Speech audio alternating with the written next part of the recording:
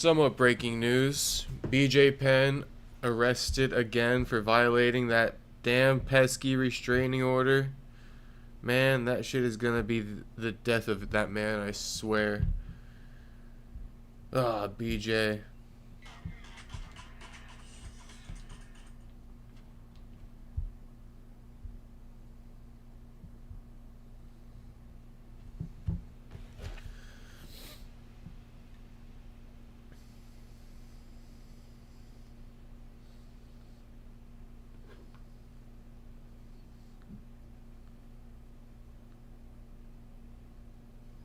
Okay, but in other news, I figure now is a great time to discuss the ongoing beef between Terence Crawford and Ilia Topuria.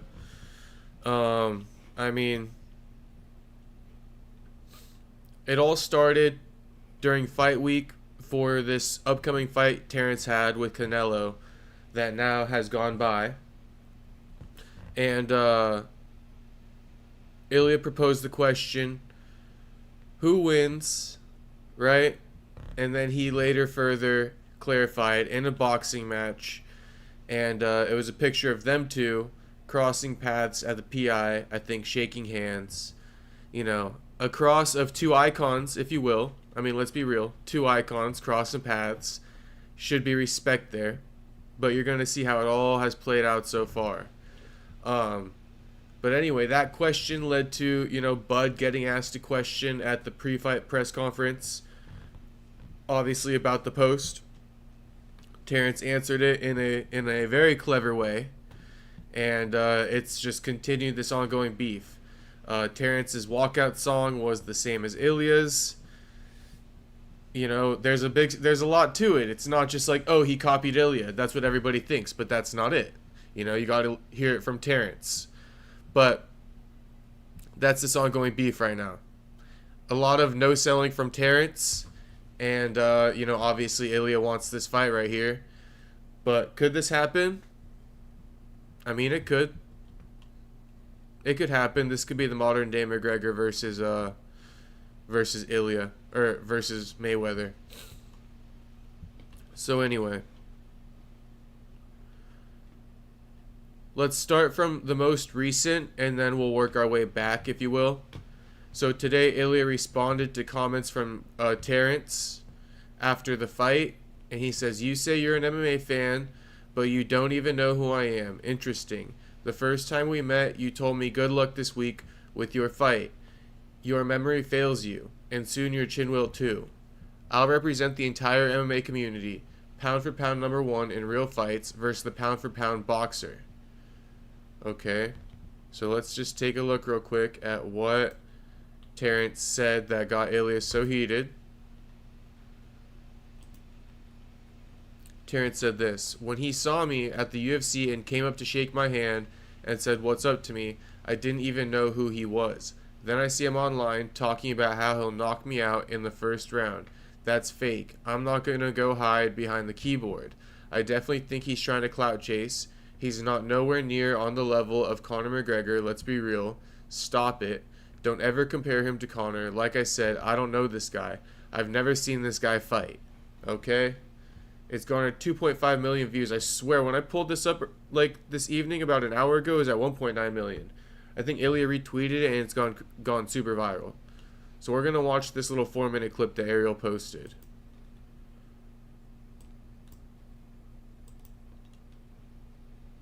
Obviously, we're paying close attention to you and Ilia Topuria, the back and forth, the tweets, and then you walk out to the song that he usually walks out to. You were asked about it. He then responded yesterday via Twitter to you walking out to the song that he usually walks out to. And I know that you were asked about this, but this was his response. First, he calls me drunk. Then he walks out to my song. "Crawford, whenever you want, I'll teach you how to dance the mariachi in the ring, and Canelo, I'll save you a round after him."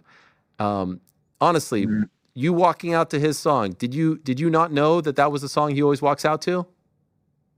To be honest, I never even seen this dude fight.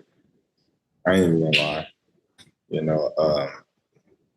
I'm not worried about that guy at all.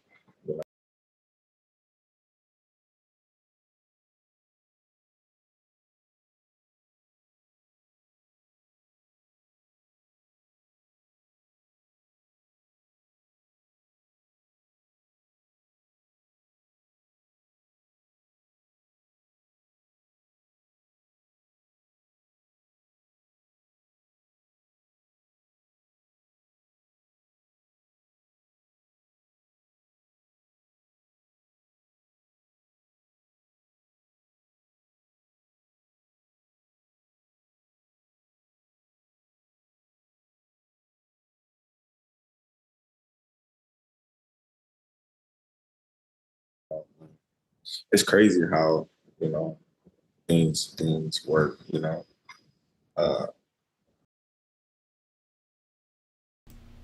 Damn, I was muted. That's such a fucking pain in the ass. Let me say this again. Spoiler alert. Ariel Helwani said the walkout song of Terence Crawford, that just so happens to be Ilia Topuria's, was pure coincidence because Terence Crawford was paying homage to his Mexican fans. That song is from his favorite movie, Desperado, and that's also why Terence was carrying a guitar case to the ring, because in Desperado, that's what the guy does, and he carries all of his weapons in that guitar case. So that was pure coincidence, although it was great timing. Now,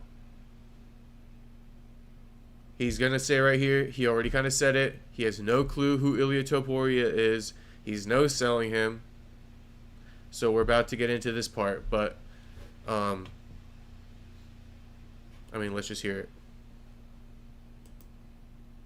I didn't even know who he was. When he seen me at the UFC, he came up and shook my hand saying, "What's up?" to me. I didn't even know who he was, but then I see him online talking about he'd knock me out and in the first round and this and that and this.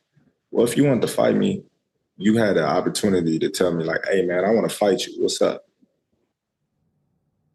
Like, that's fake. If I don't like somebody, if I want to fight them for whatever reason, I would have been like, "Hey, what's up, man? What you think about me and you fighting?" He's got a good point. He's got a good point. If you're not going to say it to his face, why go on social media, X, and make a post about a potential fight?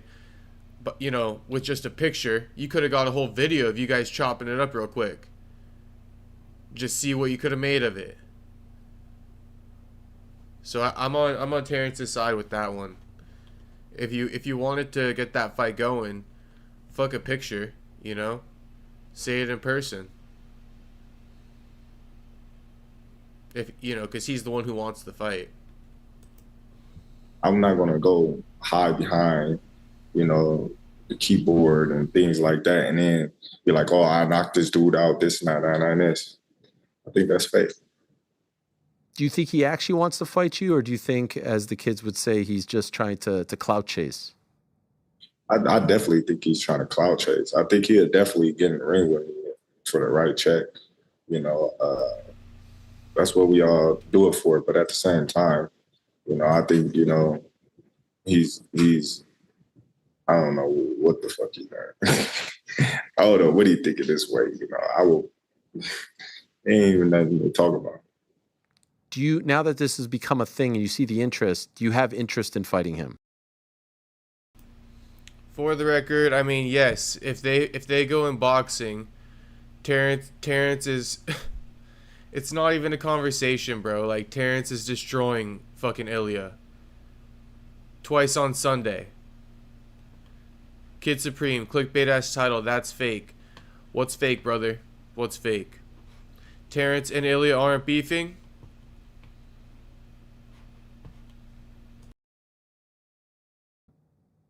For what? What Money. Listen, what money would I get out of fighting him? Listen, what money? Become a thing and you see the Ain't even nothing to talk about. Do you, now that this has become a thing and you see the interest, do you have interest in fighting him? For what? Money. Listen, what money would I get out of fighting him? Tell me how much I'm gonna get out of fighting him. Well, I know Floyd made a lot, obviously, to fight Conor. He's not nowhere near on the level of Conor McGregor. Let's be real. Stop it. Don't ever compare him to Conor. Conor was here. He's here. Like I said, I don't know this guy. I never seen this guy fight. And I watch a lot of MMA, you know what I mean? Maybe, I'm slipping. Maybe he's a good fighter, you know what I mean? I don't know. But I honestly never seen this guy fight. For sure. Okay, so there's two ways of looking at this. It's like Is he right? Is this a true indication that Ilia Topuria is not as big of a draw as people may put him out to be? Based off what I've seen with Ilia, I'm gonna say he's quite the draw. He might not be the biggest draw in America. He may not be the biggest draw in America, but he's got a country behind him, and I think he's got a large fan base. We can compare their Instagram followings once this clip is over with, just to see. I mean, I know that might not be a full indication, but it's somewhat of an indication. You know, and I've seen Conor McGregor fight a lot of times. So, yeah, saying, like, don't mention him in the same breath as McGregor, I mean,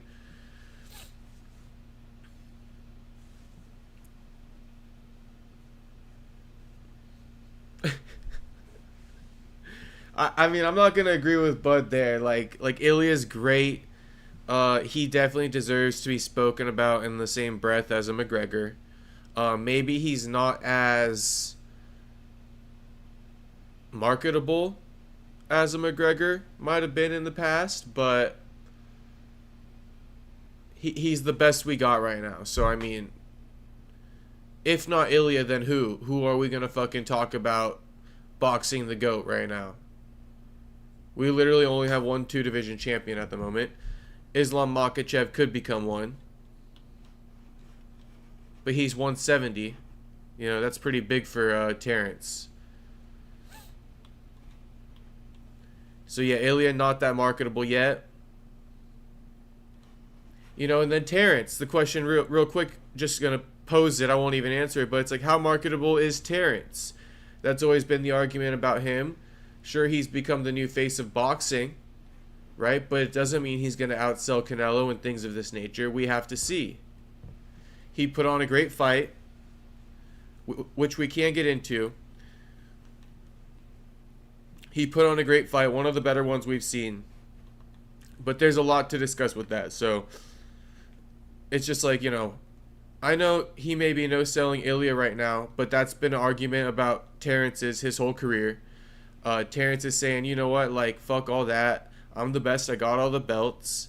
You know, so take that same narrative with Ilia. He's the best. He got all the belts. I mean, shit, if you don't know about him, you should. Just saying. Okay. Him and Conor, like, it's night and day. It's night and day. So you'd say that you know it's night and day. Don't ever try to say they on the same level. I'm just saying right now you can make the case that he is one of the biggest stars in the UFC. Okay, so how much we gonna make? How much we make? Tell me how much we make. How much you make? Am I gonna make more with him than I made with Canelo? Probably not. Am I gonna make close? Probably not. But if we're talking about like a Bivol or someone, what we talking about? What we talking about? We ain't talking. I think you'd make more than like if you fought a Bivol or someone like that. We're not talking about that. I'm just saying compared to people not named Canelo. Listen, tell that guy to, you know, keep up the good work in his career. I wish him the best. Obviously. Okay, so, I mean, I just want it to be paused on Terence's face and not Ariel's. No offense, Ariel. Great interview. I mean, Terence sold me there a little bit. Terence, to be honest with you, he sold me there. I mean, that's the difference. I guess that's his point with McGregor and Ilia. Is like, yeah, when McGregor was at his height, him and Mayweather put on, you know, to this day, top 2 boxing venue or gate or whatever you want to call it of all time. Top 2 to this day, you know. So Terence coming in here, right? And Terence just set a record with Canelo. Terence coming in here, so Terence is on that, you know, on that side where he's shown he can bring in that number. Terence is now the face of boxing, right? As a Mayweather may have been at the time. Although Mayweather came out of retirement, didn't he? And let's just say it like he just said. If he were to go up against Ilia in boxing, they're not putting up even a top 5, you know, venue, in my opinion, of all time. They're not. So, he can make better money, I guess, elsewhere. Although it would be a little bit tougher money probably, but Terence doesn't mind that. I guess Ilia's easy money. So, let's go take it to the beginning. Not that marketable yet. He could be. Talking about Ilia, I'm assuming. What up, Jew? Now, it all started with this right here.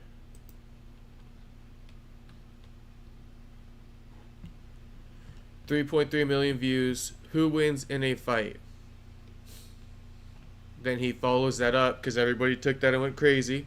Ilia followed that up and goes, I won't talk about what would happen between me and Crawford in an octagon. I'll talk about what would happen in a ring. I'll put him to sleep in the first contact. That's a bold statement. 6.4 million views. Now let me just pull up YouTube real quick, because this would be Crawford's response to that.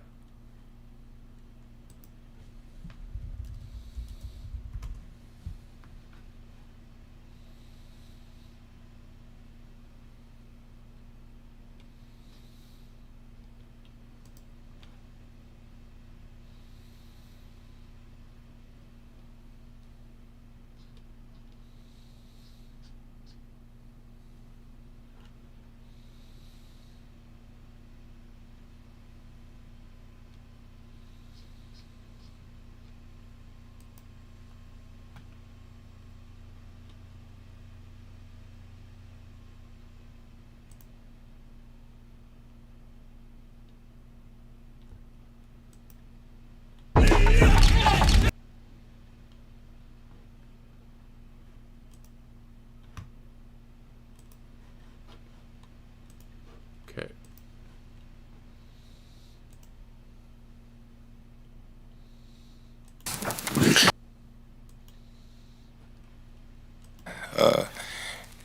Answers will be answered that night. Is there almost some pleasure you can take in the fact that people are kind of counting you out, because then when you do prove them wrong on Saturday, you get an extra bonus for being able to tell them I told you so? Oh, it's gonna be all right. It's gonna be good. I can't wait. And last one from me, from the UFC world, Ilia Topuria says that if you guys ever boxed, he would knock you out based on the first punch. That dude drunk, Hey, a lot of MMA guys, they drink a lot, so he must have been on that alcohol that day. Terence, for the... So there we go. He must have been on that alcohol for that bold-ass statement, which I agree, it's a bold statement. Was he drunk? I don't know. He could have been on that alcohol for sure. He's saying that because Ilia's known for, drinking during his weight cuts with the wine. He had to stop doing that. So either somebody just told him about that and was like, that guy's drunk as a response while he was in the back somewhere, or he's done his homework on Ilia and he knows a lot more than he's leading on. So then it goes to, I think we can get this.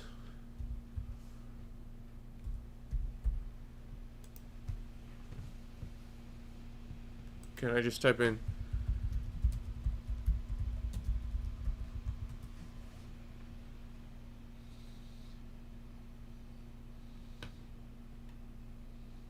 Okay, so here it is. Here's Terence's walkout.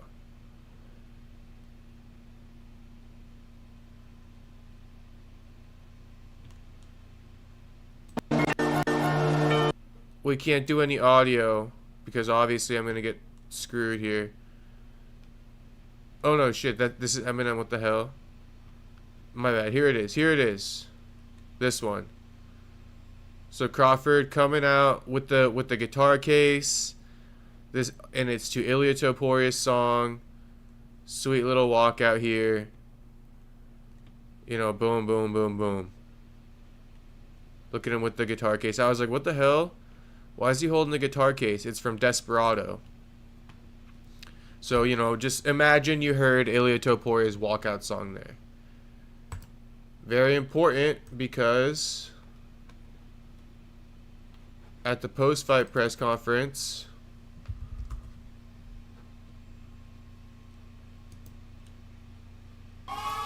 Round 3. at the post-fight press conference,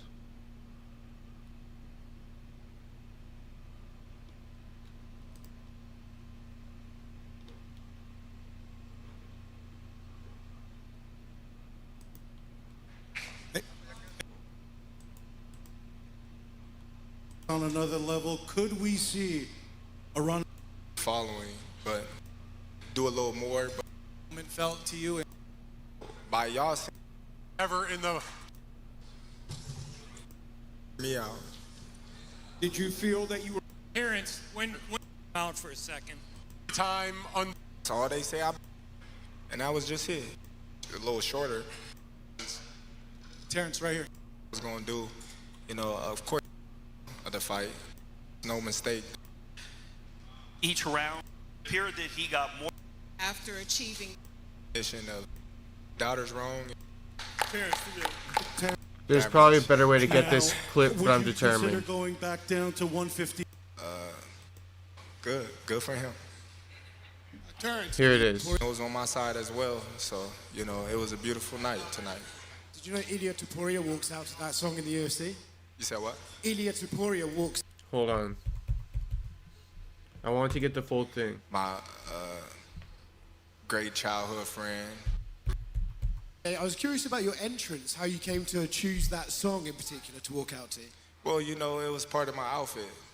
You know, the outfit was inspired by the movie Desperado.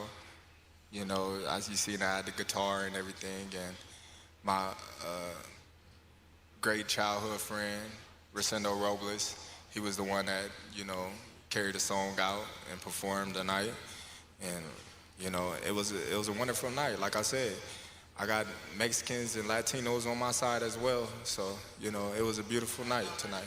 Did you know Ilia Topuria walks out to that song in the UFC? You said what? Ilia Topuria walks out to that song in the UFC. Did he? Oh, good. Good for him.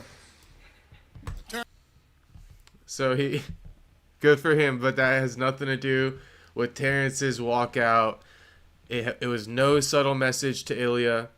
You know, Terence has Mexican fans. He loves his Mexican fans, and that was him paying homage to his Mexican fans. He says he has a good friend, Rosendo, I think his name is. So, you know, shout out to all of them. And there's another clip too. You know, just so all the Mexican fans out there, it was no disrespect. You know what I mean? No troll. I was gonna pull something up. Oh, this is what I was gonna pull up. This woman kind of explains it.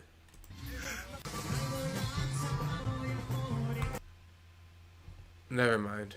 Wrong video. It is on my Instagram though. I could pull it up real quick. Just give me a second.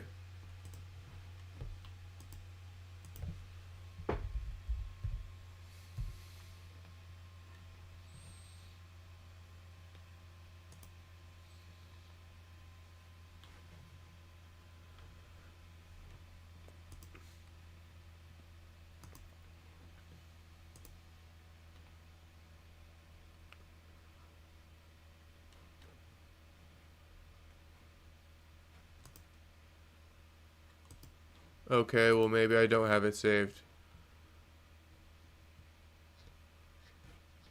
It should have been saved.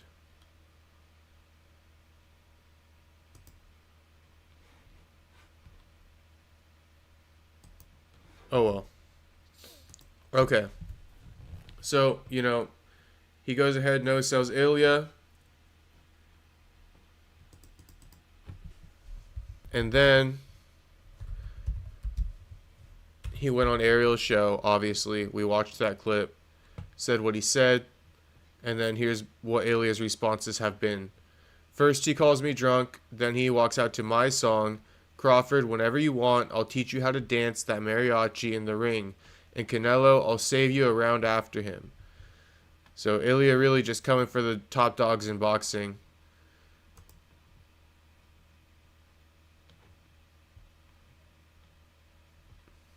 We already read this one as well, so Who cares about the UFC? That's it. There's a great argument. There's a great argument.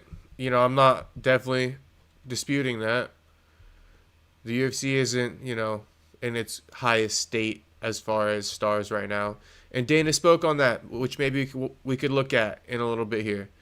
But I guess this is the last thing of this comprehensive fucking timeline here, is this right here. Man. Have you seen Topuria? Have you seen his fights recently? Yeah, but I don't know, man. Have you seen Topuria? You're literally an idiot. So, you know, yeah, but I don't know, man. So he kind of acknowledges he's seen Topuria fight, right? That's Topuria's point. Based off of the financials, it probably won't end up happening this year or anything like that. But hey, there's a chance it could happen. But Terence is 37, so maybe when Terence is like 39, it could happen. I don't know. He'd get his ass knocked out. Right now, he definitely would. How big would the fight be, though? How much would Terence make for fighting in Ilia Topuria? Can we figure that out? Should we put a little poll? Let's put a poll, because that's the question Terence wanted to ask Ariel. Ariel said he'd make more than if he fought like a Bivol.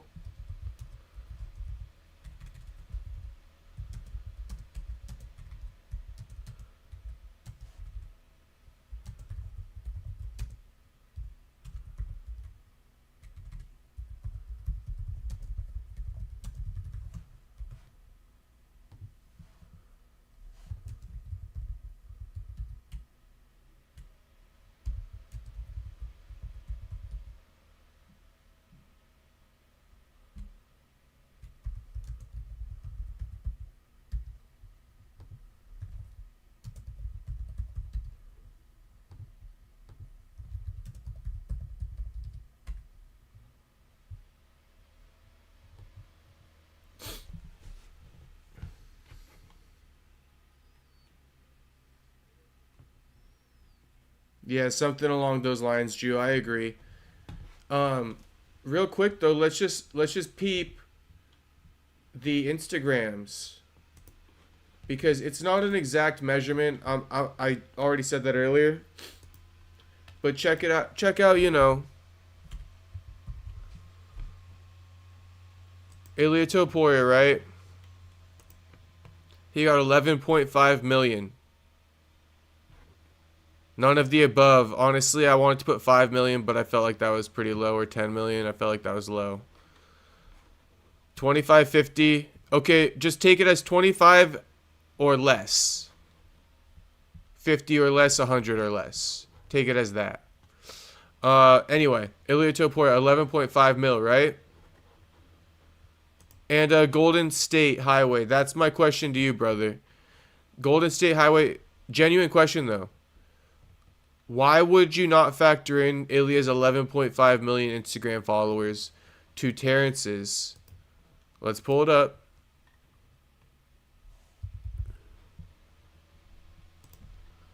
To Terence's 2.6 million. So why shouldn't this have an effect here? Genuine question, Golden State Highway. You know, I'm following you, but answer me this. 2.6 million followers to 11 point something. $5 million fight. I think it'd be more than that. On this Netflix era, you know, they just did 41 million pay-per-view buys. Or not pay-per-view buys, but views. So, you know, Ilia and Terence is at least doing 25 million. It's doing at least a little bit more than half. 25 million views. So let's put it like this, though. If that one generated 40 million, follow me here, Golden State. If Canelo Crawford generated 40 million, Ilia Crawford could probably do around 25 million. So give Crawford half of whatever he made to fight Canelo. Or like Crawford didn't make 100 mil, right? He probably made around 50 mil. So let Crawford make 50 mil again.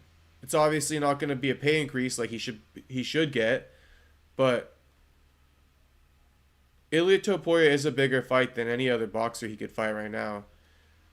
That is the other interesting thing. Name a bigger fight for Terence.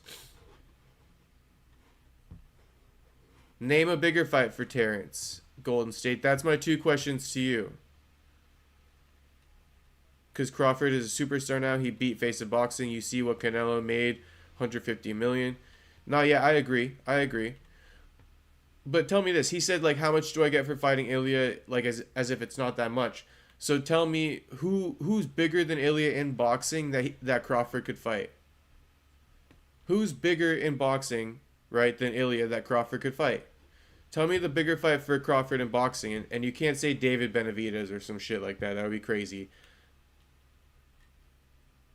Crawford looking to make more now. Who? Who's going to make him more money? Crawford made 50 mil. Yeah, exactly. I agree. Tell me who Crawford is going to make Benavidez. I knew you were going to say that. They ain't fighting, bro. That's a massive fight, but they ain't fighting. And that's a really tough fight for Terence. We all know that.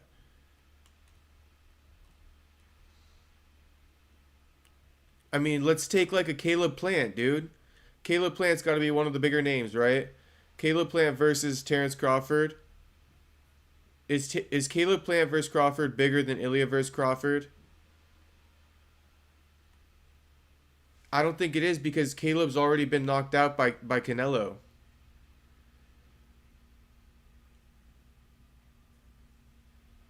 Ilia needs another win, but I think it's more feasible than we're kind of making it out to be. Terence did a great job of no-selling Ilia, but I'm just saying, man, like, it's a good fight. Aside from Benavidez, Terence doesn't have anyone else bigger anyway. So your argument is a good argument, but then you turn to who you could fight and make that money with. They said Boots Ennis, right? But he said he doesn't want to fight him.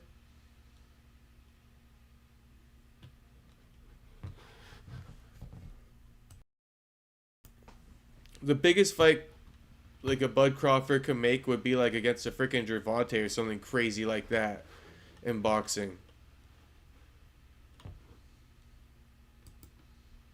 Let's look up top boxers.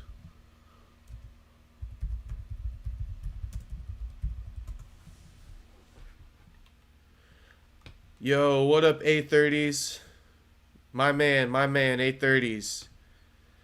Rematch with Canelo, Chris Eubank Jr., or even Conor Ben. So what, the winner of Eubank Jr. versus Conor Ben or something like that? I mean, that would be a pretty big fight. That's one of the better answers you could have come up with, honestly. Winner of Eubank Jr., Conor Ben. Because those two are putting on some pretty decently big fights, but they're UK fights. Boots isn't known enough. Yeah, that's what I'm saying. So let's look at the welterweight rankings. This is from 2018. I can't believe I just clicked on this.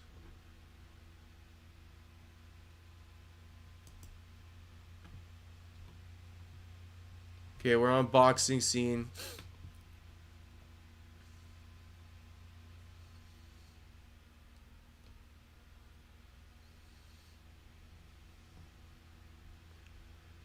So Bud is the champion of all of these weight classes, right? I mean, look at Hamza Shiraz, 22-0.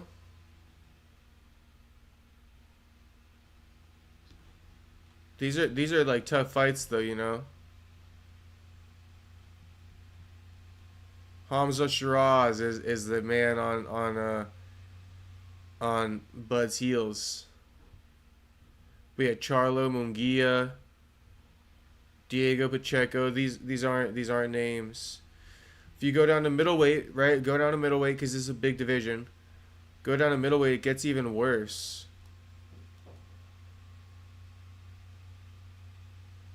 Eubank Jr. is ranked number 4.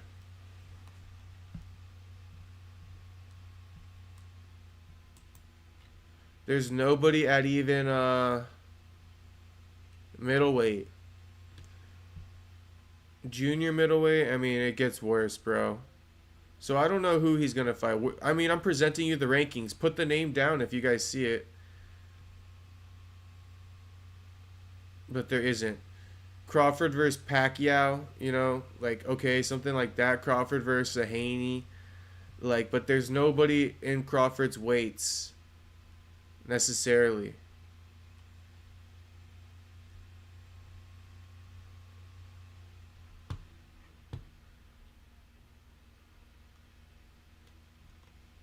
Still don't. Those guys are bigger than Ilia. They're not. Crawford said he's gonna fight Janabek. Who's Janabek?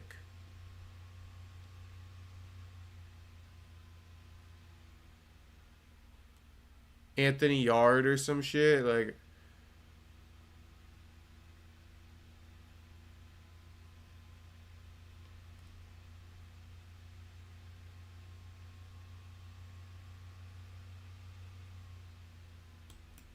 and again, if you're gonna be saying like I'm gonna fight Janabek, then that's fine, but don't no sell Ilia Topuria.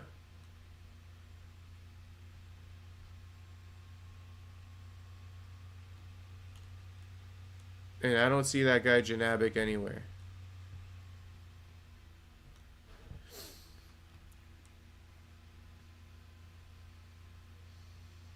Arguably not a whole bunch of stars in boxing either right now. There's a decent amount of stars, but they're not like, they're all at lightweight pretty much, and then you got some at heavyweight too. From middleweight, Jermall, because he's unified still. Jermell. Honestly, who's the bigger brother that has the jab knockouts? Is that Jermell or Jermall? Either one. The Charlo that's coming off a win. The bigger Charlo. I think it's Jermall. Is it not Jermall? It's got to be Jermall. Jermall versus a Bud could be a big one, but that's about as big as it could get, maybe. Like a Charlo brother.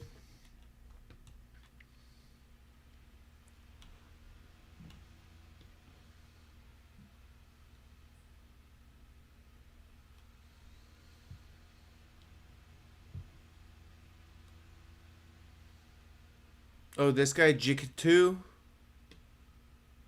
Janabek or Jikatu? Bilal Jikatu. Anyway. Oh, Janabek is 60-pound champ. I just saw him. Oh no, that's Jikatu. 60-pound champ. Oh, here he is, Janabek. Oh yeah, shit, I should have been looking at some of the champs. Oh, my bad. Okay, so yeah, there's Lara, right? He could fight Lara. He could fight Janabek. Okay. Bud is over here. So yeah, Janabek or Lara would be decent, to be honest with you. Ariel's saying Bivol, but Bivol's light heavyweight, bro. It would be a decent fight, but man. Terence going up in limited weight classes.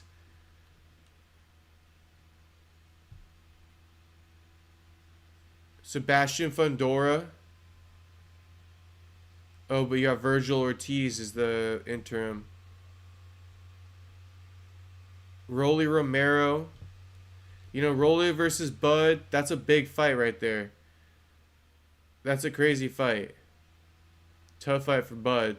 So there are some fights. If they just play around with the weight classes. But Rolly going from 47 to fucking 68. Rolly's massive, though. It's not that crazy. Crawford got beef with Jermell.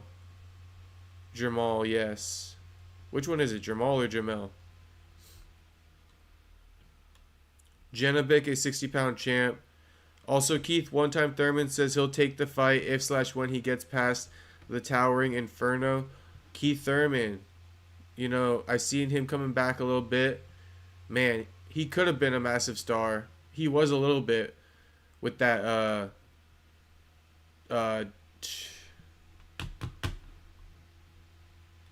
Danny, what's his last name? Danny Garcia. That Danny Garcia fight was fucking, I love that fight. I love that build-up and everything. Yeah, Crawford says he's not dropping back down in weight. Jermall is the big brother. Okay, so yeah, Jermall. Jamal versus Terence could be one. You know, if Bivol wants to come down to super middleweight and challenge, okay. We could do Bivol. I'm telling you, David Benavidez ain't happening. Janovic, sure, but he ain't a star.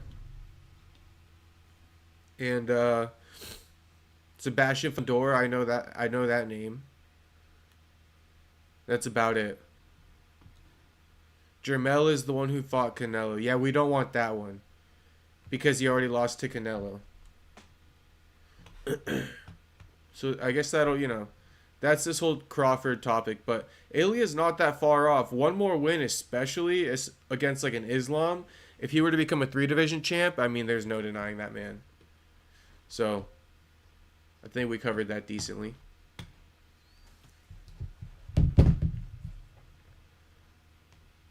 There's more.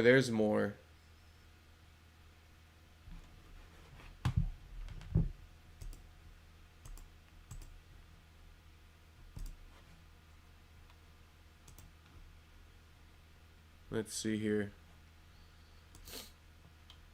So AB, Adrien Broner at it again. You know, he's down bad a little bit. But he was on the Is What It Is podcast with Cameron and Mace. And he was spitting game at the host. Here's the clip.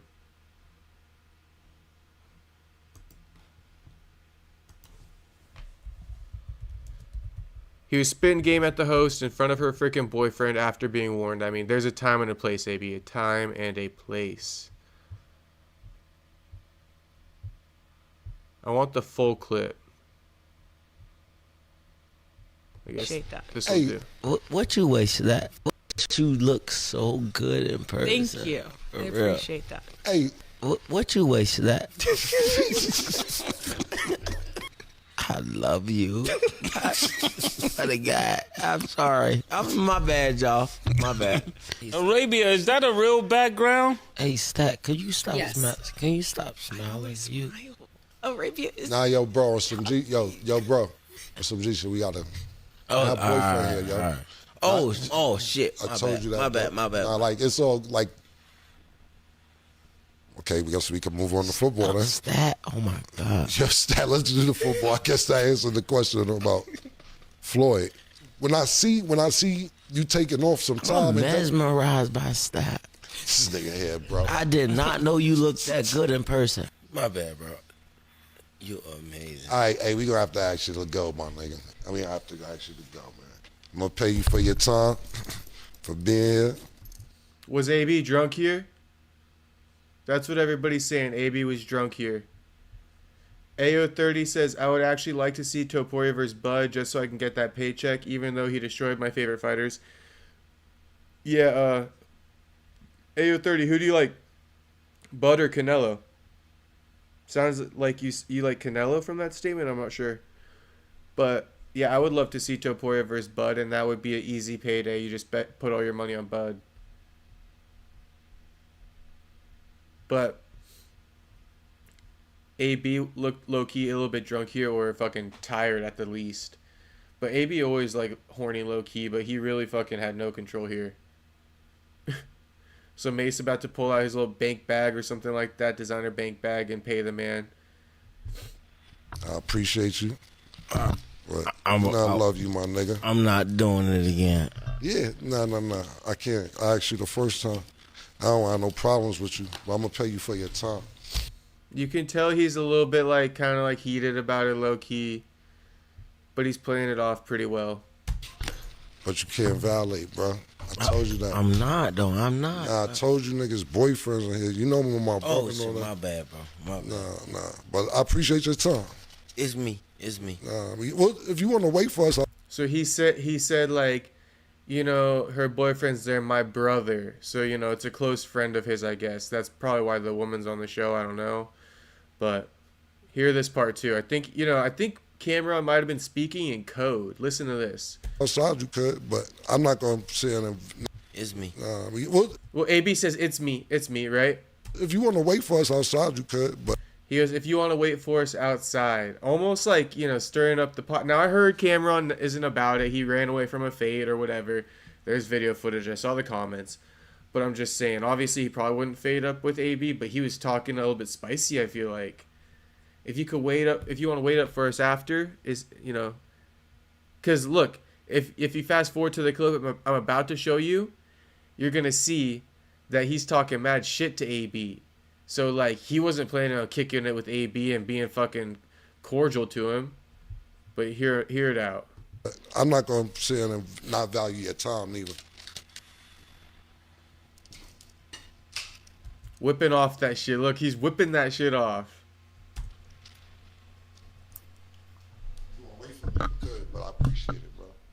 If you want to wait for me, you could, but I appreciate it. Yeah, we're about to get into the dissing. But look, maybe this was his subtle way of dissing to his face. If you want to wait for me, you could. Like, wait for me outside. What is that verbiage? Wait for me outside.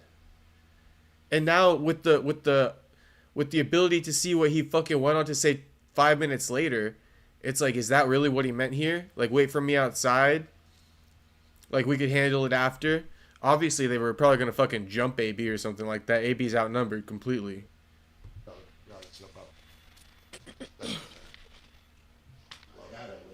This is the shit that's confusing, though. A hug. Yeah, no problem. Love you.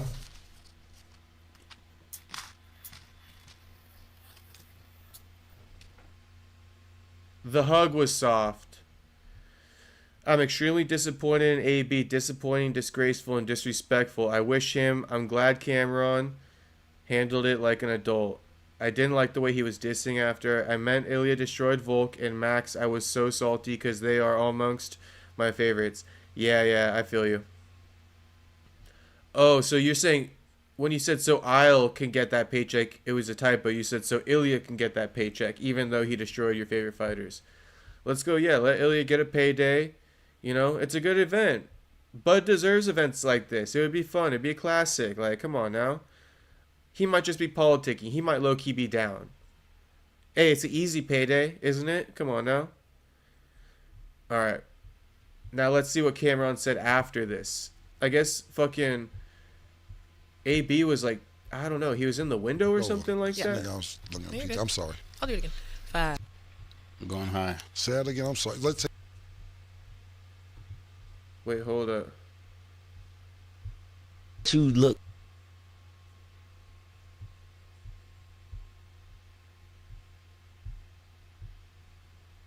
That over. Yeah. Nigga, I was looking at You're people. good. I'm sorry. I'll do it again. 5. Somebody, this nigga want to talk to me. And nigga, you a alky, nigga. I don't want to talk to you, nigga. I just needed you for entertainment for the show. Fucking junkie. Go ahead, man. My bad. No, you're all good. 5. I just needed you for content for the show, fucking junkie. I feel like also when you pay the guest, it allows you to kind of like talk spicy like that. It's like I paid him. I could say whatever the fuck I want, especially because he cost me $5,000 and all I got out of him was that. Classic AB appearance. Doesn't recognize the time and place. Doesn't know when to quit the fucking jokes and shut the fuck up. Disrespecting everyone else's time. Still gets paid for being a 40-year-old child for some reason. Classic jackassery. Oh my goodness. I think AB wants to come back to boxing, so we'll see. Hopefully he can get off the alcohol if this is what he's on right now.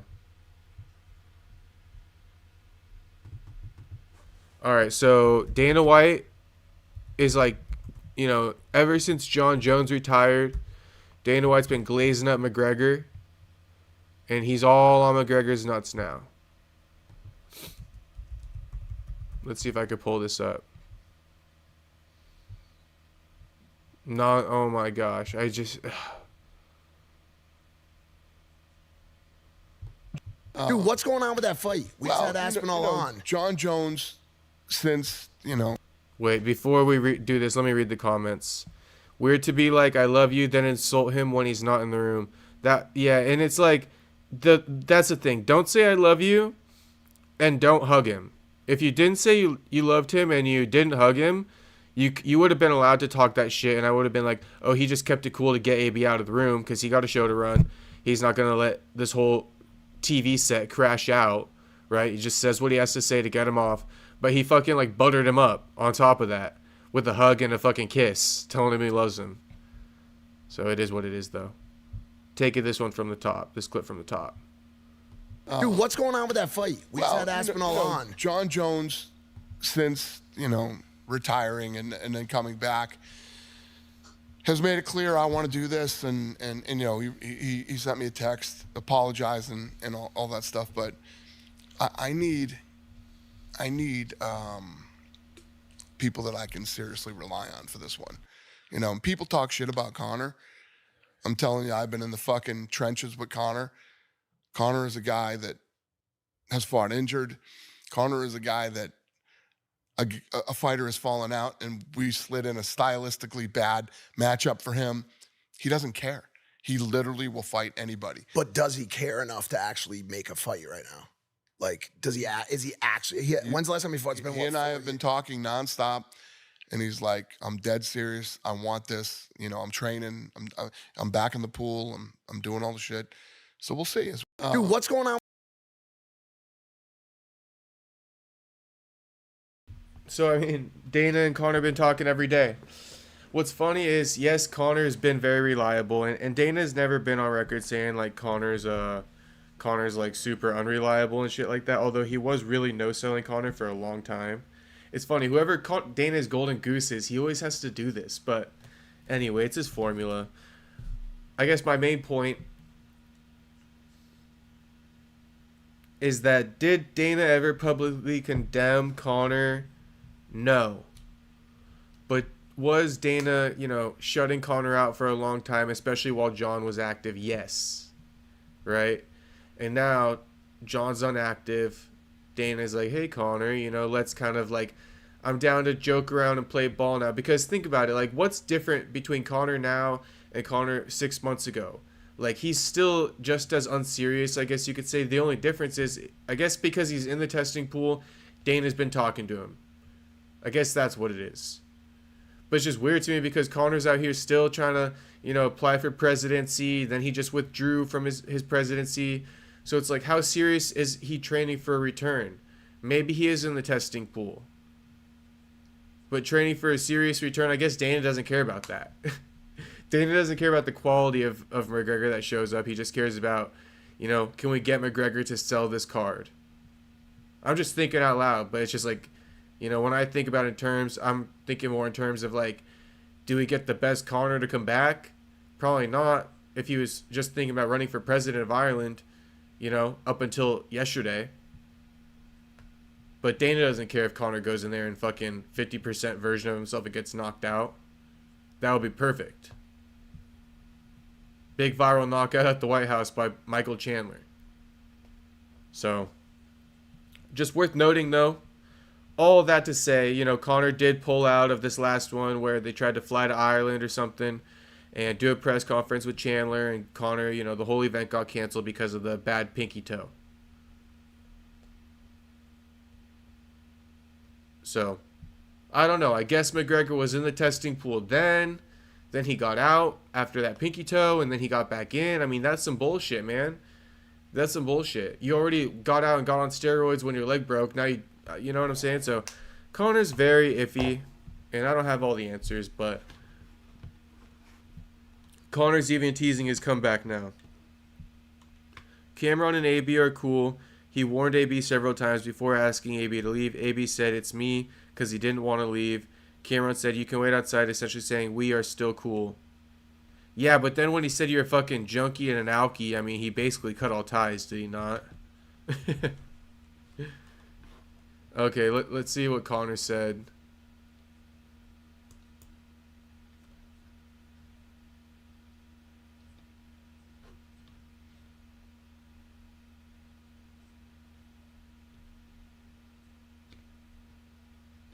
I saw something. I guess we just gotta pull up Conor's Instagram. 1 second.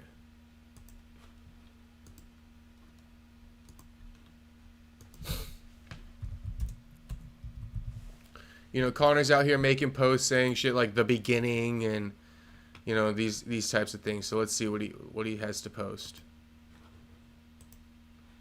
Here it is. It's only the beginning. You know, classic Conor. 12 hours ago, it's only the beginning. With a little edit. Eddie versus Conor. Talking to Daddy Dana every day. Man, look how much less inflammation Conor had on his body at this point in time. Man, you cannot see this Conor these days. He's so much more like, just like thick and shit like that. Man, that was peak Conor back in the day.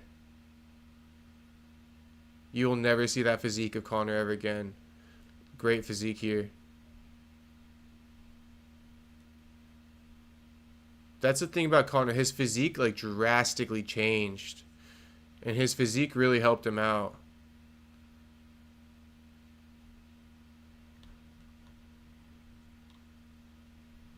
Okay. We don't really need to watch all this, do we? Maybe we do. I think maybe we do.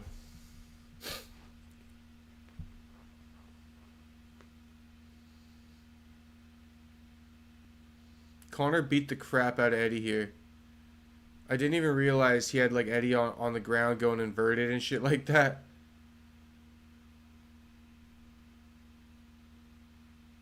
I gotta rewatch this fight. I can't even... I feel like the way I remember it, it almost was just like a quick-ass fight. I forgot that it went 2 rounds. All I remember is that finishing combo, bro. And I feel like that's how the whole fight went. Was this fucking getting pieced up. Okay, so yeah, Conor might be returning. We don't know. The champion of all time. You know, he doing his thing. Doing his thing.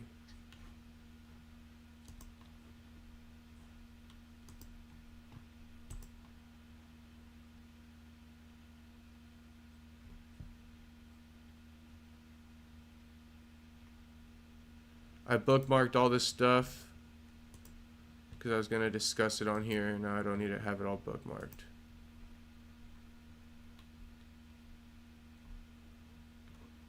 Oh, Shakur thinks Crawford could submit Ilia. He's literally trolling. He has to be. He says he wouldn't be surprised. We're not going to watch that, though.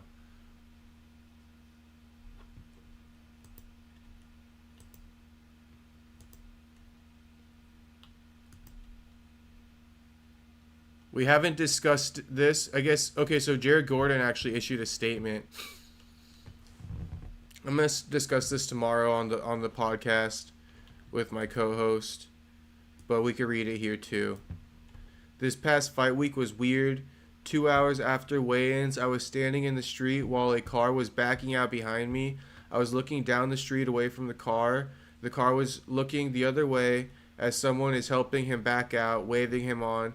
The front end of the car started turning and the right wheel ran my foot over as bumper started turning and buckled my knee inward, spraining my MCL. I thought about pulling out, but decided not to. Was it the wrong decision? Maybe so. After a hard, good camp, I didn't want to pull out. It is what it is. I'll move forward. Sorry to all my fans for the performance. No excuse, really. He's just letting us know. He says, like, fuck it, I took the fight anyway. Crazy thing is, like, how are fighters allowed to do this, and why is it glorified? Like, if somebody gets their foot hit, bro, it shouldn't, like, these guys shouldn't be having to go and, like, still go out and fight. It's one of the hardest things in the world to do. So, I don't know. I find it kind of odd that fighters are out here having to do stuff like this. And I know fighters do it a lot. A lot of competitors do it. A lot of wrestlers, you know, compete injured. It's a thing in the sport. But, I mean, when it's a deliberate injury, like getting hit by a car, I feel like you should just, like, I mean, I don't know. Credit to him. Nothing against Jared Gordon. It's just more so like, I wish the UFC would have just been like, nah, bro, you don't have to fight. Like, another day. You'll be good. But hey, maybe he didn't tell anybody anything. Which he probably didn't.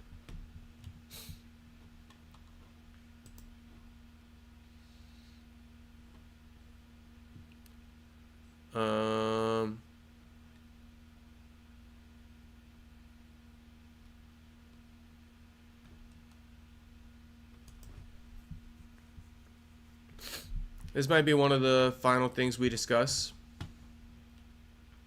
Dana White and the superstar problem. About the UFC having what some are calling like a superstar problem. Are you on that note? I feel like there's been some criticism about the UFC having what some are calling like a superstar problem. Are you following that narrative at all? Do you pay attention to it? Do you not that narrative has been around since fucking I was hearing the shit about Chuck Liddell leaving and George St. Pierre. What are you going to do? What are you going to do? People nonstop talk shit. And you just started this interview talking to me about a $7.7 billion fucking TV deal. I mean, I could go through the metrics of this business from top to bottom. And I just told you that slap guys have made $10 million over the last 2 years. And the list goes on and on. The problem is that literally nobody knows anything about this fucking business. They all have an opinion, but they don't know jack shit. When Ari made the move with Silver Lake to buy the UFC, I would love to. One of these days, I'm gonna do a fucking. I'm gonna put together like a documentary, a whole documentary on this whole thing. He oversold. I mean, he paid too much for it. This thing is peaked. The UFC is done. They don't have any stars. They don't have this. They don't have that. There's a pillow in here that says. I don't know where the pillow is. It says Darren Ravel. What the fuck does Darren Ravel know about fighting? Darren Ravel was talking all kinds of shit about it, and here we are today having this discussion, and we're in the UFC just signed this deal. We got Power Slap, we got boxing. You know, you got 3 of the biggest fights in boxing history. I was a part of 2 of them, and I've only done 2. Which one were you? That's a great flex. That's a great flex on Dana's behalf, I must say. You're not a part of. Mayweather, Pacquiao. Mayweather, Pacquiao's number 1. Yeah. McGregor, Mayweather's number 2, and Canelo Crawford's number 3. What's number 4? I don't even give a shit. Wait, Dana. What if you're the superstar? Yeah, I'm definitely low key. Dana is a superstar, but he won't admit it. Not the superstar. You know what I'm saying? Because it seems like he's a fucking superstar. No, but listen, there's a formula to this stuff. Yeah, and you know that, so that makes you a superstar. So there is a formula, and Dana executes it a lot. That's why you're seeing the same repeated cycle at times, though. You know, the formula he was using with John Jones. Now John Jones is out. He's using that formula with McGregor. So he's right, but he does use the same formula like a lot. And if you pay attention, you can kind of like, figure out his moves. I listen to shit like we have a superstar problem, or we have this problem, we have that problem. My response to that is, believe me when I fucking tell you, we have no problems. Especially now with $7.7 billion. Of course he's going to say that, though. Of course he's going to say that. But the truth is they don't have that many superstars. They just don't. And it's fine. But even their heavyweight champion, Tom Aspinall, he's having a hard time crossing over to the mainstream audience. But it's fine. I'm just saying, of course Dana's going to do that and say that. But the truth is they do have a superstar problem. But they say more money, more problems. But it's not even about that. It's not even about the $7.7 billion. It's about now what are we going to do with these unbelievably brilliant and aggressive businessmen that are now getting into Paramount and CBS. Hopefully a lot of lifestyle content with these fighters, like behind the scenes, like 24/7 type shit. RIP Ricky Hatton, but Hatton Mayweather 24/7, Mayweather De La Hoya 24/7 style stuff on the Paramount TV network. Please, Dana. 5 episode series, week by week, please, in the lead up to these fights. Even 9 to 10, bro. 9 to 10, please. You would make these fighters such bigger stars. That's what I would just love to see. Invest that money, that $700 billion, into some great lifestyle content with these fighters. We want to know more. And I know I said something about the superstar problem, and let me say this. Yes, they don't have very many stars right now. Doesn't mean that they're not going to have any more coming up in the future, or that they don't have some up-and-coming guys right now. No, that's not what it means. And to be honest with you, I think give it a year, or 18 months, and it's a whole nother story again. So, in a snap of a finger, some people can just kind of like, stars can form out of nowhere. Some of them stick, some of them don't. One last thing I'll say is Dana does kind of speed run guys' careers. He doesn't slow roll them. You just saw that with all the fighting nerds. They all got big pushes to the top, except for Kaio. Kaio had a bit of a slow push, but Protez, Ruffy, and Gene all got quick pushes to the top within a year or 18 months. So maybe if you were to slow roll on those kind of things, you know what I'm saying? You could actually produce better stars. Like BSD, Benoit Saint Denis, just came out, beat Ruffy. He was in that same boat. He got pushed up real quick to that Poirier level fight, and you kind of killed a lot of that hype. Maybe you could have channeled a little bit more, right? If he didn't take that loss to Poirier, maybe he doesn't end up taking that loss to Moicano, and he could have had better progression of fights leading up to a Moicano, leading up to a Poirier later on, right? Or a Poirier style guy, Poirier name value guy. So that would be my full, response to Dana and the superstar problem. You kill off some stars by speed running their careers. That's just, a nature of it.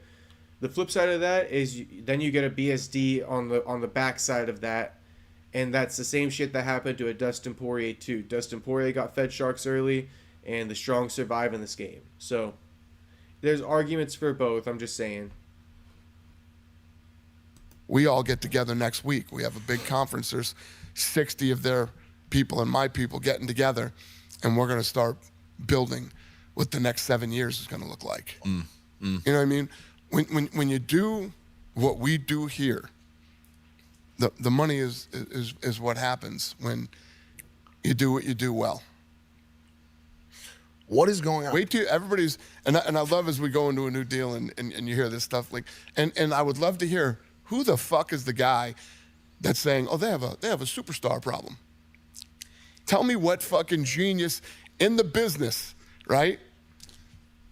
And even these boxing guys that I was arguing with 10 years ago, where the fuck are they all now?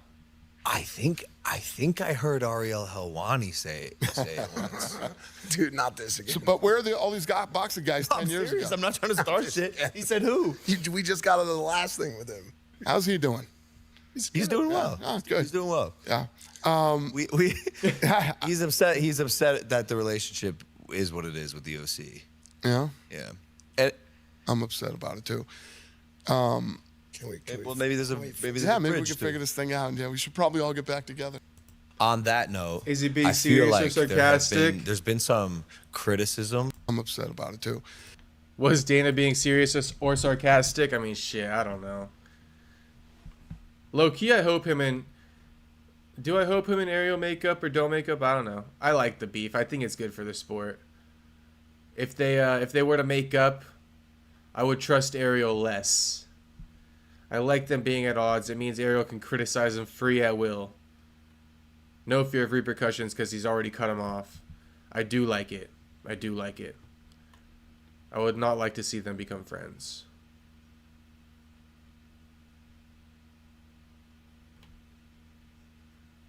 You guys want to hear this? We're doing right now.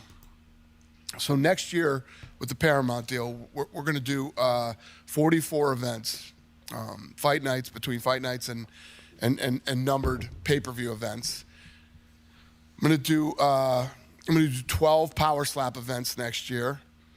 We're going to do 14 BJJ events, and then, the new boxing deal I'm working on for 26. Think about it, as boxing isn't on TV right now. Nobody has a TV deal. They're doing some DAZN fights. And I'll end up nailing down a television deal for boxing. And, Now, if Dana, this is the best thing Dana said about boxing. If he does happen to land a TV deal for boxing, Okay. All right. I'll give you some flowers there. I will give you some flowers there. Because I think it used to be like Premier Boxing Champions used to be on cable, but I guess they just don't have that anymore.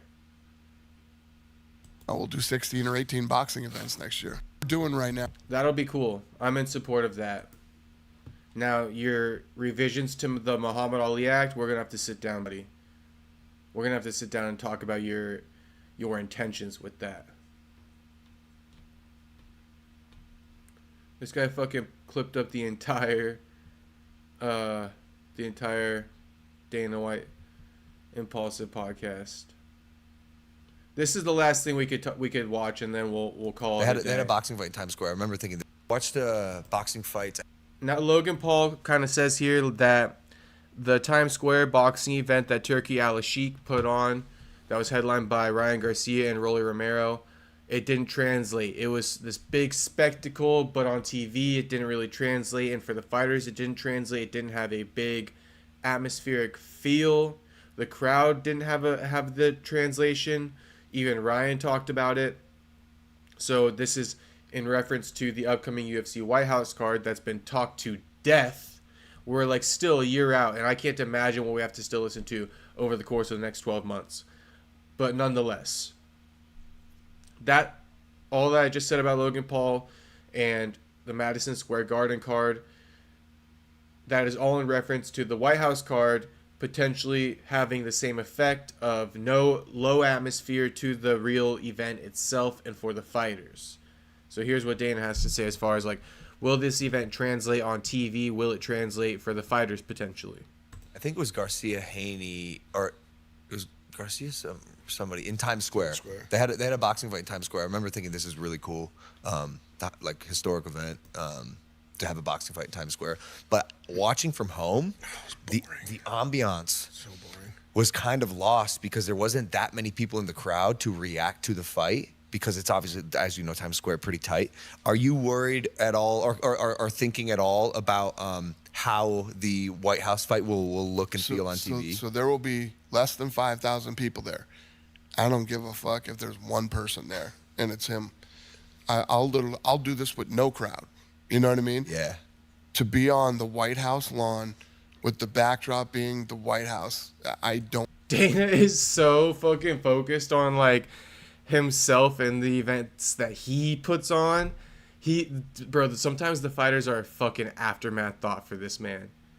Oh, he's so excited to tell him like how excited he is for this event, which is fine. It's just like, oh my gosh, dude, you're not hearing him though. Even for the fans, right? It's like, I don't care if the fans like it. I don't care if the fighters like it. Like, I would do it in front of just Donald Trump. The opportunity in front of the White House. The angle. It's like, oh my gosh, dude. Reading these chats real quick. Shout out my boy Soda Pop. Love you, Logan Paul. I love you, Logan Paul, but I don't love you, if that makes sense. Have you considered the best fighting the best in UFC shortens the lifespan of the superstars? Well, that's pretty much what I said. I don't know if you wrote this before I said it, Ayo, but I pretty much said this a couple minutes ago. That's what he did with Ruffy. That's what they did with Gene Silva. You know, Gene Silva earned his spot, but Protez, they rushed him up to Gary. They did it with BSD, so it happens a lot. I mean, look, they even ran McGregor and Poirier against each other early on. Like, that was, like, Poirier could have, like, I guess you could say this. Poirier didn't have to fight McGregor so early on. They could have both rised up because they were hot prospects. But instead, Dana threw them up against each other early. Yep. Especially when grapplers knock off strikers like Sugar Sean. Yes, with that part, but it's like, Sugar Sean got the slow roll. So Sugar Sean has no excuses. Sugar Sean potentially could have got knocked off earlier, you know, if they didn't give him those favorable matchups. Once Sugar Sean couldn't run anymore, he got turfed. So maybe that's when Sugar Sean should have got the DP approach. Force him to address some holes earlier on. Almost every boxing fan has DAZN subscription and it works fine. It doesn't have to be a TV deal. I mean, that's fine, but I think a TV deal is always gonna, you know what I mean? Like look at this Netflix thing that just happened, right? More people have Netflix than DAZN for sure. More casual people. When you allow the casual audience, this pay-per-view or this Netflix stream did 41 million views worldwide. You know what I mean? 41 million. Some UFC pay-per-views, a lot of UFC pay-per-views don't even touch 1 million. Same with boxing. So, and that's DAZN pay-per-views, right? DAZN doesn't generate like 5 million views and shit like that. DAZN pay-per-views are low as well. So, you get a TV deal on boxing, you get a lot of viewers. I mean, the viewers matter. The more eyes on the product, you know, it's better for the boxers themselves.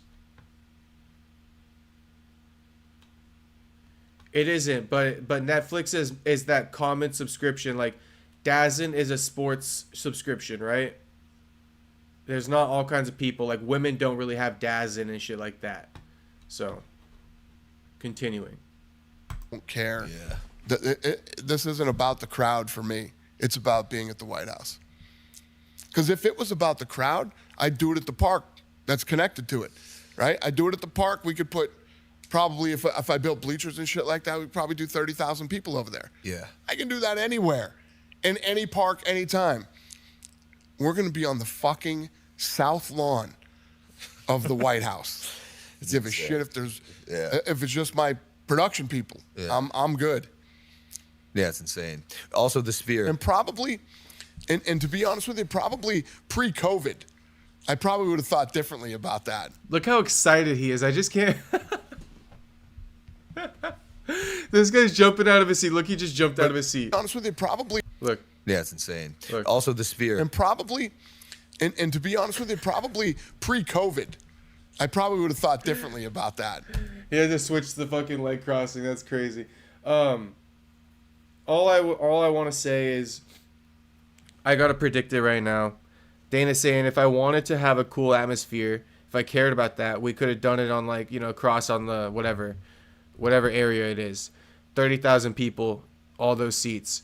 But instead, I want it in front on the White House lawn, and I'm gonna say this is gonna be exactly like the MSG or the Times Square card that Turkey put on. It's not gonna translate.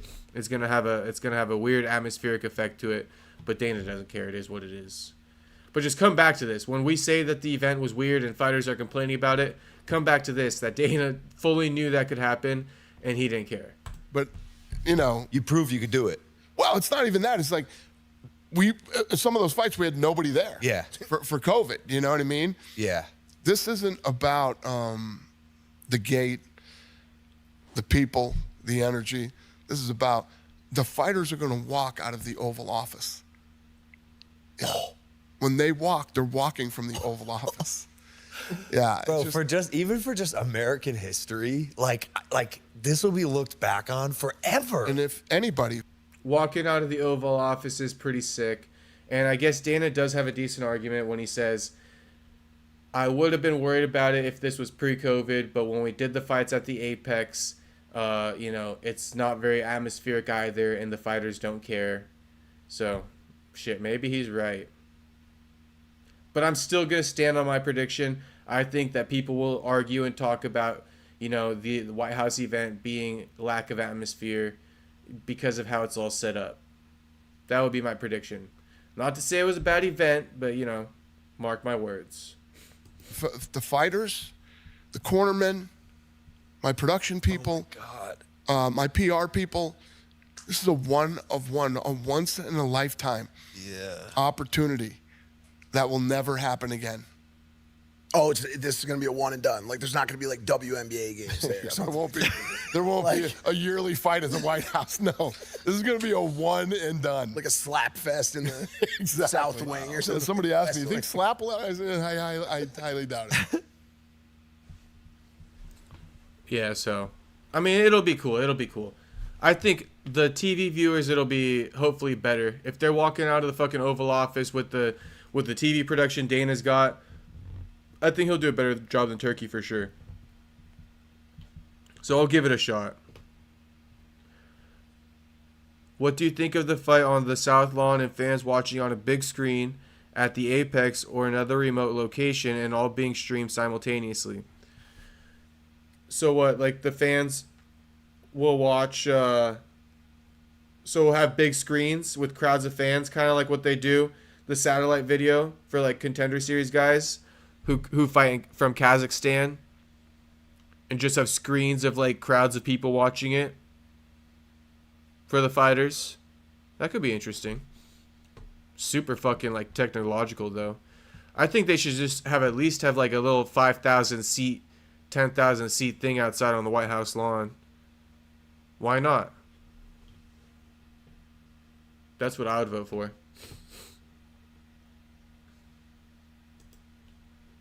Shout out Daddy Dana. Shout out Daddy Dana.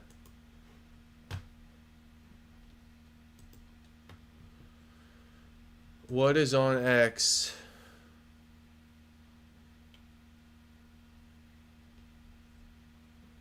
Oh my gosh. Darren Till, I think we're going to have to listen to this.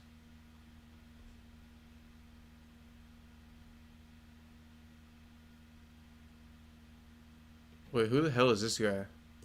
Later than yours, nigga. And looking... Adrien Broner, I hope this message get to you, bro. I want you to shake that monkey you got on your back, nigga, and get yourself together, nigga. Quit walking around here like your career and your life is over, boy, and you still in your motherfucking 30s.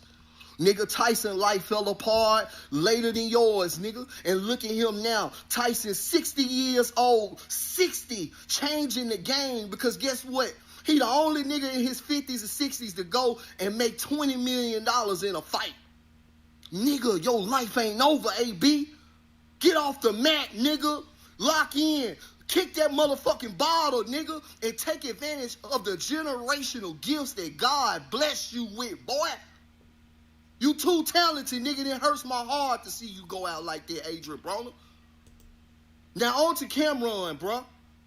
Because at the end of the day, yeah, you kept it respectful while he was in there.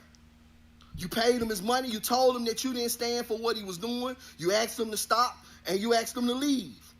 But then when he left the room, you sat there and talked about this man like a dog. You kicked that man on the ground like a dog while he down, bro. And to me, that was some hoe ass shit. Because at the end of the day, no matter what Adrien Broner said or did in the room, which he didn't do nothing but say some shit, he just kind of was a little over flirty. He didn't say nothing. I don't remember that was disrespectful. But it was your doing. You said it yourself. I invited this nigga for entertainment. So why you mad when he come and entertain and turn up and act a damn fool? Even though he didn't really act a damn fool. He was just being AB. Now you want to try to talk crazy? You didn't say that whole ass shit while you was in the room? I wonder why. I wonder why you didn't say that whole ass shit when you was in the room. Ain't no reason for you to say that shit. And why he ain't in there, you look like a bitch ass nigga, Cameron. I love you. I've been supporting you forever, nigga. It make me wonder, is Dame Dash and Jim Jones right about you? Because if anything, nigga, instead of you dogging Adrien Broner, when you came back, the first thing you should have said was, I apologize to you, Treasure. I apologize to my audience. And I also apologize to Adrien Broner. Because at the end of the day, I know what he's going through. I know Adrien Broner ain't in his right mind right now. He going through some shit. So it's my fault for putting that nigga in that position, putting you in this position, Treasure, putting my audience in this position to experience this. But you didn't hold yourself accountable. You flipped it on Adrien Broner, and you look like a bitch-ass nigga. Oh, shit, bro. I kind of agree with this guy. Because he said, right, Cameron's words himself, I invited you on for entertainment. As a podcaster, right, as somebody who has guests on, yes, you do, and you would be more inclined to have somebody else back on, right, or on in the first place if you know you're going to get some content out of it. So you invite AB on to get content. Then when you, like he just said, word for word, when you get content off AB being AB, now you're going to shun him for it and act like you're the bigger man is crazy. And I think it also has to be said, AB didn't say nothing too out of pocket. There's a time and a place, but to disrespect him like that and go that crazy on him just for hitting on a woman, she didn't even seem that mad. And if you were that mad, like I've been saying, Why didn't you say something right then and there if you were that mad? Or maybe you tried to, but then you go ahead and you say, love you, bro. You give him a hug. That shit was fake as hell. If he called you a bitch ass. You know what I mean? He thinks that's how you're coming off. Man, this guy spit like crazy. That's insane. And he's where, from like Memphis? That's that Memphis accent? He was spitting, I'm not even going to lie to you. Damn, Lazy King out of PFL.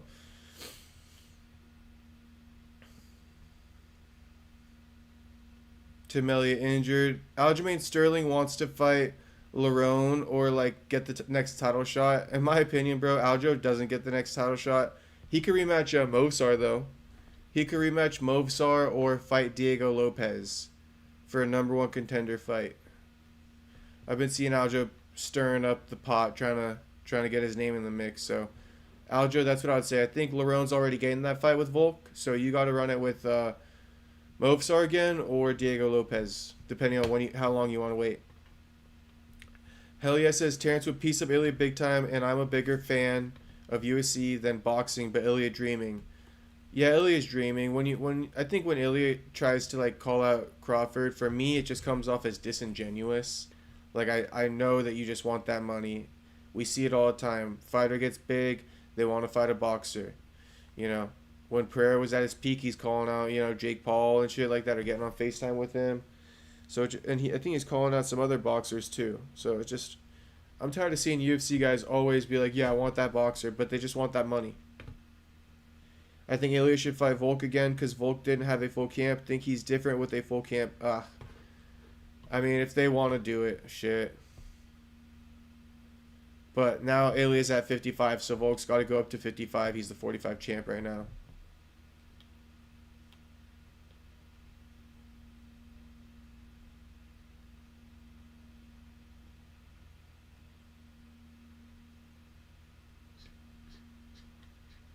Let's listen to Darren Till.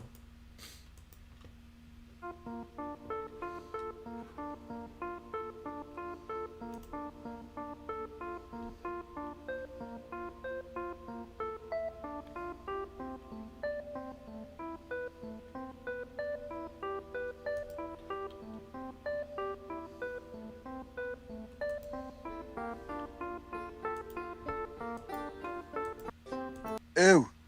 You Darren. Who you fighting? What? Who you talking to? Who? Darren, I'm talking to you, mate. I'm not having a go. Aye, at you, what are you gonna do about it? This Big guy's fan, drunk. big fan of you, Darren's Val. drunk. Don't big fan me. All right then, what you want, you scouse cunt? Chat shit. Talk shit to anyone that's on this live. That's what I Darren. want. What? Speak to me. Who do you really want to fight, mate? Who do you really want to fight? Come on. Everyone. Literally since I've started everyone. Everyone. Why won't KSI fight you, mate? Why won't he fight you? Because he's a bald fucking cunt. He's a bald head. He's a very ugly cunt. Darren Till, I will smash your fucking head in. Yo. Who you talk? Send your address right now. Bro, Darren, where are you coming to I will Stockholm? smash your teeth in. You smash my teeth in. Send your address right now. Listen, you're a fucking muppet. I'm a muppet. Yo, Darren, Get him off the live. Harry, In fact, he's got to go off the live already. We're talking little crazy shit. When you coming to Stockholm, Darren? Watch. Harry, ask something intellectual, you fucking sport. I know, that's it. Like, at least talk shit intellectually, you fucking little rag ass. I'll pull your mother's teeth out. Get off the live, you dumb little... I'm saying dumb. Bro, Hey, Darren, would you fight Paulo Costa? Genuine question. Get him off the live. How many fights have you left on your contract at I'm done. Misfits? I'm done. You're finished? Finished. Finitoed. So what's the next? Damn, Darren doesn't. He's not tied into Misfits. He could box Mike Perry. He could do whatever. The next thing in the line for you? Who fucking knows? Who knows? UFC return? Finitoed. So what's the next thing in the line for you? Who fucking knows? Who knows? UFC return or no? Darren? Can't go back. Can't go back to the UFC. Body's not okay. Body's not right. Okay. Is that? Damn, Darren Till says his body isn't right to go back to the UFC. That's crazy. Like the knee injury or the ACL or what is that? He's fucked. Go to Mexico Friday for stem cell. I think you should do Muay Thai, Darren. Fuck, Darren's knees are fucked. He just said it. Boxing only. He got bad knees. Hey, he got in good shape though for that Rockhold fight, regardless of his bad knees. So shout out to Darren Till. Good shit, but no more MMA.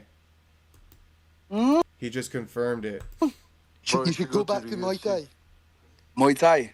Yeah, there's no money. There's no money. They're all skin cunts. Yeah, money's in boxing, and you're looking good in boxing as well, mate. To be fair. Yeah, exactly. Don't be licking so much ass, son. Come on. Yo, Darren, do another guru interview. You're looking Darren. good in boxing. What can I say? What do you want me to do? Fucking criticize No, you like that? Fucking yeah, no, but I don't like. Is there money in kickboxing? K1. No, you want me to hate on you? No, I would. I think I'm used to the hate. Just hate on me, and then I like it. At least I know where to stand. Mate, I'd like to see you just spark out Mike Perry, which I think you'll do, and also Jorge Masvidal. That would be it. That's all I ask. Get Malchi on. Get Malchi. All right. I mean, who you guys want to see Darren Till fight? Mike Perry or Jorge Masvidal? Masvidal knocked his ass out. Don't ever forget it. He's always going to want that one back. He's out of a contract with Misfits. His knees are too fucked to do anything but boxing. So Darren Till's revealing quite a bit on this little live here. Liverpool's a fucking shithole, mate. That's what I'll say. He's a fucking dumb pal. Yo, Darren, we gotta get you on the Guru pod. We need another Guru interview. Who's Guru with his long ginger beard just chatting fat shit with his fucking cheese potato fries? Get him on this as well.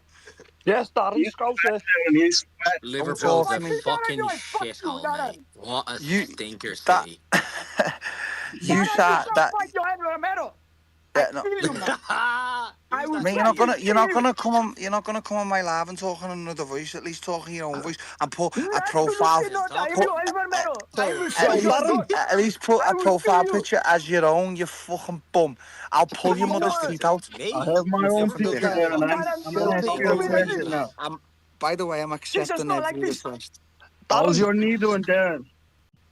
Can you defend the takedown now? Fight a Pakistani. Fight my Perry, Darren. Shut up, lad. Your samosas are shit. I'm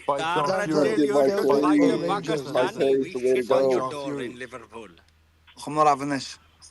Get someone credible. Get someone credible on the live. Celtic or Rangers, Darren? Pick that Indian, Darren. Fucking Indian. Shut up, lad. Your samosas are shit. Get out of here. Darren, would you ever fight Bare Knuckle? Who? Bare Knuckle? No, too young. 32. Come on. Why do you keep saying too young, man? Is it because your face will fall apart if you get a slap? Oh my! What would your face happen if I had just absolutely cracked you in front of your girlfriend? So, oh my God, no bare knuckle boxing for Darren. Too young, 32. He doesn't want it yet. Too much damage too early. Oh, mate, you would fuck me what up. Would happen? That's the truth. You fuck me up. I'm not gonna fucking lie, buddy. So there you go, buddy. Darren, how's your knee doing? Can you defend the takedown now? You just fucking hate everyone, mate, don't you? Sovereign life. Don't look. If you're gonna come in here and talk shit to me, put your profile picture as your own. Don't have it as I'll send you a photo of me. Don't have it. No, don't send me a photo. Don't have it as some little photo. If you had to pick. Who? Celtic or Rangers, if you had to pick. These are both Scottish dweebs. The lot of yous. These are all Scottish dweebs. You go up against Mike Perry anytime soon? Oh, don't talk to me Liverpool or about Everton? Mike Perry, Both are mate. shy, but which one do you pick? Yeah. I wouldn't pick any. These are all fucking divvies And I up in see you with Scotland. Celtic hats sometimes. These are all Celtic top. These are all divvies up in Scotland. And I see you with Steven Gerrard. You're not from Liverpool. Me, yeah, fucking am. Where are you from? I'm not from Liverpool. I'm not. Mate, I'm what do you think of Carl Froch's nose? I can't stand them. Mate, And to his be honest, nose looks like a fucking sausage I roll. can't stand all of yous on this live. You muppet. Why? Why? No, that was half a scouser who's just Why? said you muppet. So I'm not a scouser. You gotta lay off the Oh, cocaine, so you Darren. are a scouser? What? Darren, stop telling me to put my profile picture, you fucking... No, all of yous, you've got to put your look. Just behind the profile photo here. No, this banter, mate. Darren, where'd you get your teeth Jamie, done, are you buddy? talking about me, you fucking faggot bitch? A £3 Oh, shop you or guys what? got a little bit of names. You start listen. All I'll say is I'll give you 20 rupees for a little samosa. I'll give you. I think No, I Darren. don't. No, that's okay. I've had enough of that. All right, boys. Shout out to everybody who tuned in to this live. Appreciate all of you. Like the stream. Subscribe if you have not already. We will be live tomorrow for the Perry Punch show. I think it's episode 48 or something like that. But tap in tomorrow, 4 p.m. Pacific.